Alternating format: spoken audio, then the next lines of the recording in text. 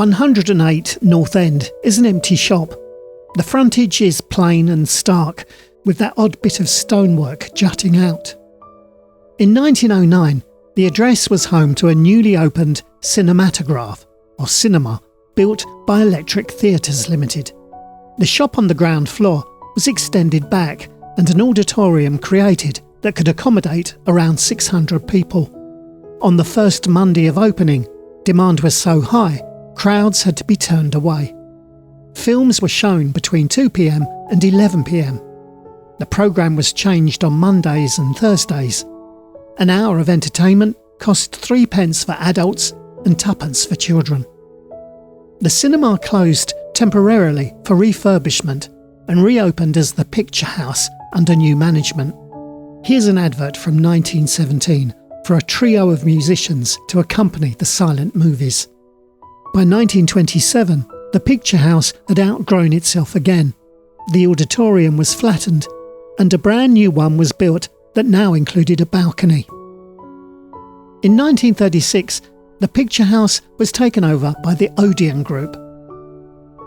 In 1972, the single-screen cinema was converted into 2 screens. The large auditorium was reduced slightly and a new, smaller screen and seating was created. I went to the Odeon countless times over the years, first for Saturday morning pictures, then for the big blockbusters. I still remember that narrow passageway with the box office tucked just inside, and the stairs above it that led to the smaller, slightly disappointing second screen. After the movie, you'd exit the cinema through a staircase at the side, emerging next to McDonald's and a post-film hamburger and fries. The cinema closed in 1985, and the entrance was boarded up, and the auditorium space sold to the Whitgift Centre. Later, the former cinema foyer reverted to a shop space, along with an upper floor that still includes part of the Odeon bar and waiting area. It's sad to see how the original building frontage was lost. Firstly, obscured behind the cinema hoardings, and then completely destroyed and eventually replaced with this ugly plain frontage. Despite all their efforts to remove the fancy window features, they couldn't chip away that last bit of granite.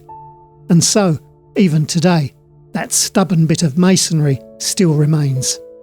A quiet reminder of a window that once looked out on a very different Croydon.